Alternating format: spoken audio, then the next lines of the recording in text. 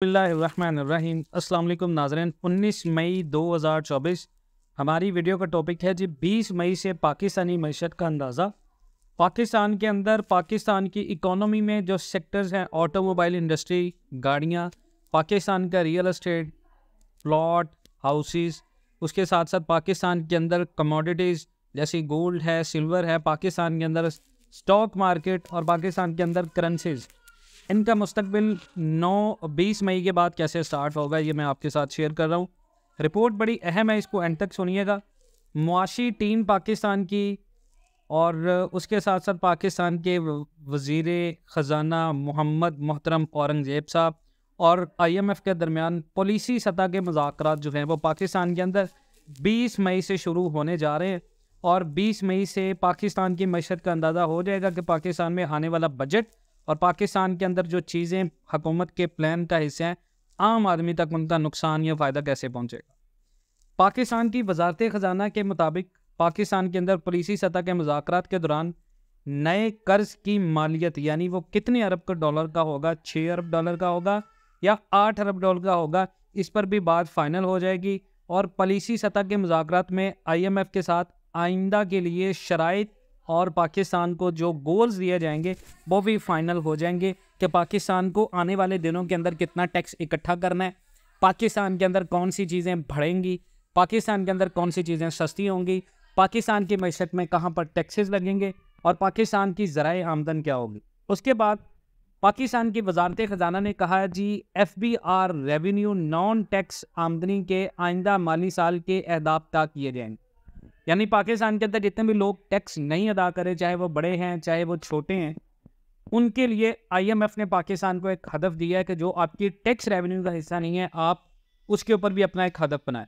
और पॉलिसी सतह के मुज़ाकरात के ख़त्म होने पर नए कर्ज प्रोग्राम के लिए मुआहदा होने का इम्कान है। और ये जो मुआहदा होने जा रहा है पाकिस्तान का बड़ा सख्त शराइत के ऊपर है।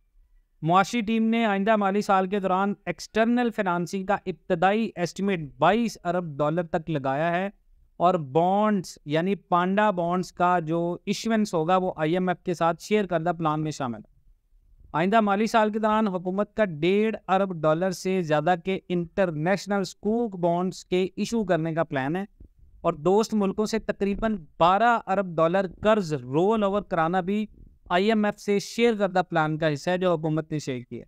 और आइंदा माली साल के दौरान पांडा बॉन्ड्स 6 माह के दौरान ही जारी किए जाएंगे और आलमी बैंक और एशियाई तरक्की बैंक से नई फाइनेंसिंग भी प्लान में शामिल कर ली गई।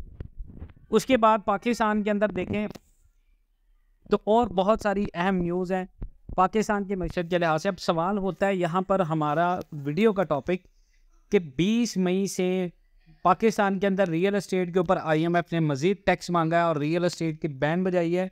पाकिस्तान ने IMF को रियल एस्टेट पर टैक्स की यकीन दहानी करा दी है और IMF का रियल एस्टेट सेक्टर को टैक्स नेट में मज़ीद लाने के इक़दामात पर अदम इत्मीनान का इज़हार है कि अब रियल एस्टेट जो है वो इतने ज़्यादा टैक्स जनरेट नहीं कर रहा, अब इसके ऊपर मज़ीद टैक्स लगे।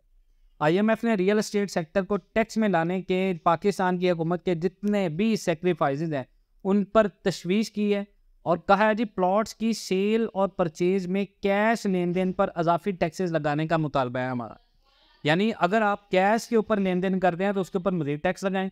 हाउसिंग सोसाइटीज़ की रजिस्ट्रेशन और प्लॉट्स की सेल और परचेज पर टैक्सेशन का मैकेनिज्म नहीं बन सका, जबकि वफाक और सूबों के दरमियान रियल एस्टेट सेक्टर की टैक्सेशन पर इत्तफाक भी अभी तक नहीं हुआ। IMF को यकीन दहानी कराई गई है कि प्लॉट्स की सेल और परचेज पर नॉन फाइलर्स के लिए टैक्स की शरह बढ़ाई जाएगी। प्लॉट्स की सेल और परचेज पर नॉन फाइलर्स पर इस वक्त 7% विद होल्डिंग 4% गेन टैक्स है। कर्जों का सूद वफाक की खालस आमदन से 205 अरब रुपये ज़्यादा है और IMF का अखराजात में कमी का भी मुतालबा है जी, हुकूमत अपने अखराजात में कमी। उसके बाद ऑटोमोबाइल इंडस्ट्रीज है तो IMF ने ऑटोमोबाइल इंडस्ट्री के साथ साथ इम्पोर्ट्स पर मज़ीद टैक्स लगाने का कहा है, जिसके बाद गाड़ियाँ पाकिस्तान में मज़ीद स्पेयर पार्ट्स आना कम हो जाएंगे और गाड़ियाँ मज़ीद महंगी होंगी। उसके बाद आ जाते हैं करेंसीज़ के ऊपर तो IMF ने एक्सचेंज रेट के हवाले से बड़ी पेशेनगोई कर दी है जो लास्ट वीडियोस में मैंने आपको बताई है कि पाकिस्तानी जो करेंसी है वो 18% तक गिर जाएगी। उसके बाद IMF ने स्टॉक मार्केट को खुशाइन करार दिया है कि पाकिस्तान की स्टॉक मार्केट बेहतरीन परफॉर्म कर रही है और आने वाले दिनों के अंदर ये इसी तरह परफॉर्म करेगी। नाजरीन याद रखिएगा, हुकूमत इस वक्त जितने भी मसाइल का हल कर रही है ये बिल्कुल अच्छे इकदाम है पाकिस्तान के मशहद के लिहाज से, कि देर पा नहीं है। जो भी हुकूमत आती है पहले 8 से 10 माह बहुत बड़े अहम फैसले करती है, और जब ये मुआदा हो जाएगा ये 6 से 8 अरब डॉलर बुलबुलों की तरह उड़ जाएंगे और पाकिस्तानी अवाम फिर हाथ पर हाथ रखकर बैठी रहेगी।